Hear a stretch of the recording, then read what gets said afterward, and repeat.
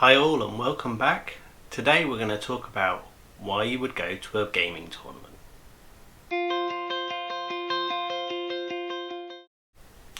So welcome back. Today we're going to go through why you'd want to go to a gaming tournament, what you're going to get out of it, how you're going to prepare for it, the detail that you need to go through. And for this example, I'm going to use the next tournament that I'm going to go to, which is a Beachhead conference tournament, and I'm going to be playing Blood Bowl in that. So let's go through that together. So let's go through why would you want to go to a tournament in the first place. Well, let's start with why not. You want to play more games, you're going to play more games at a tournament. They are great fun. You're going to get 3 to 4 games in depending on the system, depending on the day. You're going to be around a bunch of like-minded people. You're going to really learn a bit more about the game, you're going to learn more about you as a player, and you're going to have lots of fun as you go through it. You're also going to absolutely have to finish some hobby to go to it, and a great bit of motivation is tournament panic painting on a Friday night. So in this video I'm going to go through a bit more about the tournament, looking into the rules, working out what you want to take, working through rostering or sorting out the team or warband or army depending on what you're going to take, actually then getting your miniatures ready, what you need to think about and the things you need to prepare before you go, what you need to take with you on the day, and making sure that you've thought through how it's going to work and what the detail is, and then actually what you're going to need on the day, things and tips and tricks that I'd help with. Mostly enjoy it, get into it, have a great time. Okay, so you've started to think about that you want to go to a tournament. What's the first thing you do? You're going to need to read the rule set. So in this case I'm using the Beachhead rules from this weekend coming on the 12th and 13th of February. And these are a really good place to start when you want to work out what you want to do, how you want to run the game, and what you want to do. So you've started to think about actually what do you want to do team wise, and I'd say before you really get into reading the rules, are you going to try and be a really competitive player? Are you going to try and take like the best team that you can for your play style, or how do you want to play? Do you want to play with something fun? So maybe definitely in the Blood Bowl case of, are you going to go for the Stunty Cup and take along that team of 25 little snotlings and see what fun you can do? Or and one of my favourite things to do with a tournament is, do you want to play something new? So a tournament is a great excuse to play a new team, because you're going to need to paint them, play with them, test them out, and actually have a go with them in the tournament. So what are you going to do? So let's start with the rules and have a look at them. So in terms of detail, so they're always going to start with the basic details that you need about what's going on, so the format. And Beachhead's a bit fun, so there are actually 2 tournaments over the weekend that combine into one overall. So there's an 11s on the Saturday and then a 7s on the Sunday, so you get a great bit of fun as you go through all of them and looking at the detail. Now it tells you in here what to bring and the details that you're going to need, and that's really useful, so don't forget that in any way at all, and how to get your tickets. But the bit that you're going to really be interested in when you're thinking about the detail is, firstly, what's the purpose of the tournament, what's the trophies and awards and details, and then into the really important bit, which is around the construction and the teams. So let's have a look at this in a bit more detail. So we've got 2 tournaments, as we said, to go for. Let's firstly concentrate on the Saturday tournament. So it's a 1.1 million build for a Blood Bowl team, so you can pretty much get most of what you need for most teams in there, although you're always going to be short of trying to absolutely max out on everything, but that's half the fun. You've got a skills package based on the tier of the team, and you're allowed your star players in as well, but they're not to be given skills. On the Sunday, very much a similar thing, so more of a traditional 7s build, so 600,000 build, no stars for the Sundays, smaller tier packages. It's the 7s game, and the tiering is slightly different, I think, if we look at it. Actually might be quite the same, but there are the tiers, and go into them and have a look at them. Obviously with 7s you've got a slightly different roster limiting rules around positionals and details, and then actually there's a really helpful guide here of what's legal for what teams and what details you can go into. So when you've started to have a look at it and you started to think it through, well then you need to be starting to think about your team and your detail. So I'm going to take you through the example of actually what I've thought about and how I've done this for the tournament. So actually, what do you want to go through and the detail behind this?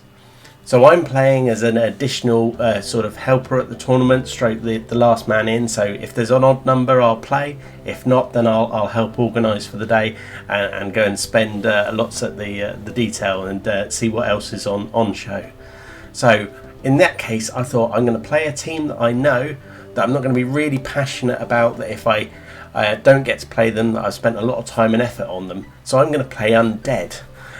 So Undead are in Tier 1 for the Saturday's tournament. So I'm going to get 5 primary skills. And Undead for 7s, well, they're not a great team to play because of the roster build-up, but we'll go into that in a minute. So read the rules through, look at them in detail. There's always going to be questions and further and follow-ups and details. Some really important things that you want to think about, not only what's the next tournament, so you can start booking in the next detail. In this case, Dungeon Bowl tournament, really get in on that one. But actually check the details around your roster in terms of the timings and what's got to happen and what you've got to do. So in this case, the rosters needed to be in by the 29th of January. Don't be the person that leaves it till the last minute. Make the TO's life a bit more fun. And actually, in this case, the TO is going to provide rosters on the day for you. So that's where we are. So let's go and have a look at the roster in detail.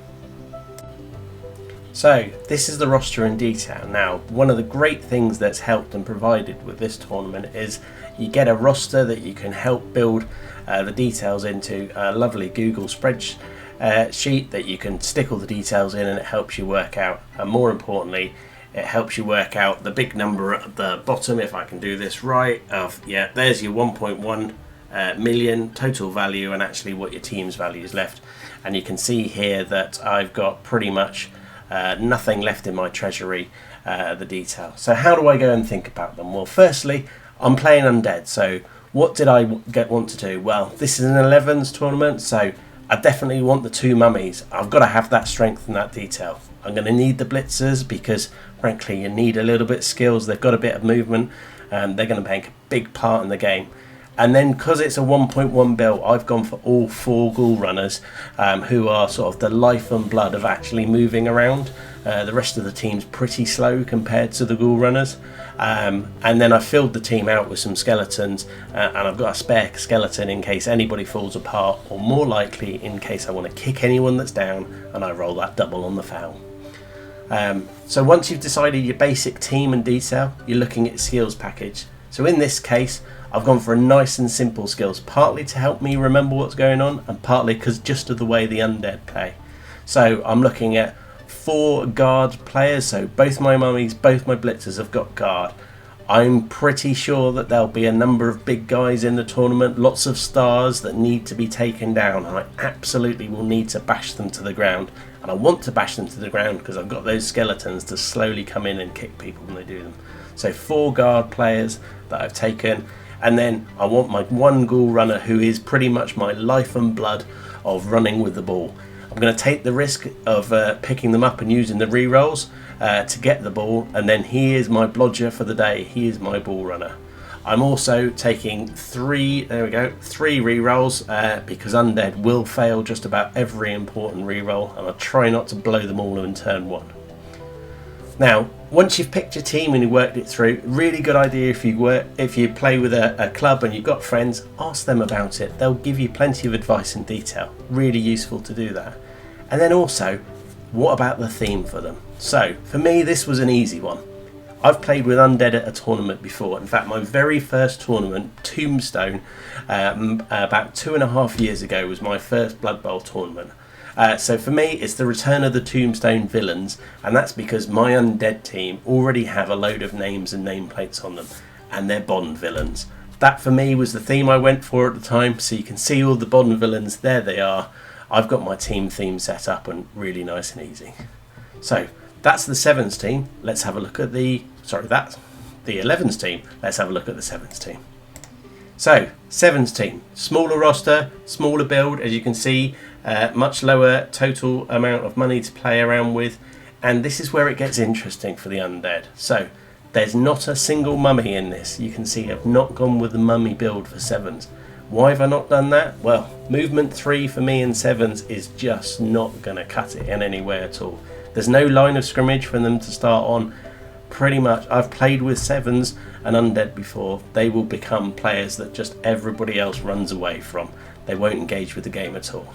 So I've gone with the 4 positionals of the 2 blitzers and just the 2 ghoul runners, because you can't have more than 4 positionals. And because I think the ghoul runners are going to be really important in this case, both of them are blodgers. So effectively I tried to go for a sort of 4 blitzer approach, and then the skeletons are there to really gum up the detail. Now that didn't actually come to a full 600 build with the undead. So I've got 2 inducements. I've got 2 desperate measures, which is a special 7s inducement that involves rolling on a special table at the start of the game and potentially gives you the ability to upgrade one of your players. I'd love that. A little bit of more skill, a little bit more strength or edge would be amazing if it's on the right player. Of course, you know it's going to end up being an additional edge on a skeleton, which is next to useless. Or it might involve one of the opposition players not being on for the first drive or the first couple of drives. Now that would be great. In a game of 7s, anytime you're playing numbers up, that will really help. I've got 8 players again, so if I can use a skeleton to kick someone down, I'll do that. I'm not going to be playing against stars because there's no stars in 7s. Again, happy with the roster. For me, same team, same theme, same names going through, makes it nice and easy, and makes it easy when I remember to pack on a Sunday having had a good day. So those are the teams, those are the rosters, and what I'm going to run with. But have a look, have a play, and ask your friends. Everyone will have an opinion, and it's really useful to have it. I'd also recommend a trial game if you can with them. In this case, I haven't managed to trial them with this roster, but I have played them before, so I'm desperately trying to remember that on Saturday morning. So we've been through how to build your roster, and you've made your roster for your day. And as you've seen in this example, I'm taking an undead team to the day. So what do you need to think of next? Well, firstly, you need to make sure that you've actually got some minis to deliver what you're going to be taking. So have you got that team? Have you got that warband? Have you got it all ready? And have you got a right number of minis of the details? Check it and then check it again. There's nothing worse than finding out 2 days before the tournament you are missing a player or a detail. You also need to go back to the rules and check the rules for what kind of miniatures and details they'll take. A lot of us are getting into 3D printing detail out now, but not all tournaments like third-party miniatures, and some will be GW only, particularly if you're playing it in a Warhammer store. So check the rules, check the details before you go and you're disappointed. And then you're going to get into painting them. So what's the general rule for painting? Well, grey and black isn't really painting a miniature for a tournament. You want to try and get 3 colours basic minimum onto them. People will be happy if you can just clearly tell what they are, but this is your opportunity to give it a bit of a go, try it out a bit and get some real time and effort into it. So paint the miniatures as best as you can, but also you're only going to have a certain amount of time to do them. So get 3 colours on them quickly, go through them and put as much time and effort as you can. In this case, for my undead team, I'm using miniatures that I've actually taken to a tournament before. I put a bit of time and effort into them, and I've gone through and just tidied them up and made sure the bases are still good for the tournament. The next thing you're going to want to do, and I think this is really important, is in something like Blood Bowl or a game where you're playing different versions of the same game all the way, you want to make it clear what your players are and what your special skills are for the day and the detail. So you've seen them before, nameplates. They are amazingly helpful, but not only a nameplate with a name on, in this case the players have actually got the transfers that came with them on the back. So this is a white, it's got the name of the player, everyone will have a roster there, they'll know exactly what that does. I have a very simple rule for this. I try and do it as if I was the opponent, so if I can understand what's going on, then I'm going to have more of a fun day. If my opponent can have a more of a fun day when we're there, then that's absolutely what I want to do. And then the last thing I'd say about your team is check it. Check it a few days beforehand, check it the night before, and make sure you've got everything you want in terms of the numbers, the detail, and nothing's in that stage of falling apart last thing before you go. I often will take a spare miniature just in case I need one on the day. There's nothing worse than unpacking it out of the box to find your beautifully painted and put together miniature is now in 7 different bins. So now you've painted your miniatures and you're ready to go, you can either pack on the morning in the last minute rush, or you can actually prepare, as it's a really good way to do it. So firstly, you're going to need to take your team, and actually in this case I'm taking my team in a KR multi-case set for Blood Bowl. I can put all my miniatures in there, they're nice and well protected, they can go in my bag and I'll be absolutely fine. I can carry them around, I'm not going to worry about them when I take them out. But also I'm going to look at what else I need to take with me on the day. So I'm going to take my rule book, because I'm always going to come up against something that I need to check the rules for during the day, and I don't want to have that argument with someone. Let's find the rules and go through it in detail. We're going to need a pitch, because that's what we're going to be playing on, and most importantly, we're going to need some dice and markers.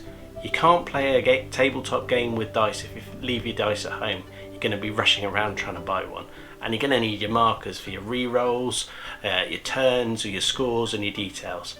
And probably a pen's a good idea as well, so you can take the notes and you can fill in that scorecard and see how you're doing through the tournament. You're also going to need to work out where the tournament is, how you're going to get there, what the travel arrangements and details are, and you need to think about this beforehand. There's nothing worse than rushing the last minute. You don't want to be the player that turns up 20 minutes late for a tournament. You can be the player that turns up 10 minutes, 15 minutes early. Most tournaments will be at a convention, will be at a hobby game store. We can all spend more time at hobby game stores, and we know what we'll do while we're there. So you've done all the prep, you've got your bag ready, you've got your roster back from the TO, you've confirmed you're ready to go, you know when you're going, and it's the day of the tournament. So what do you need to do? Firstly, don't be late.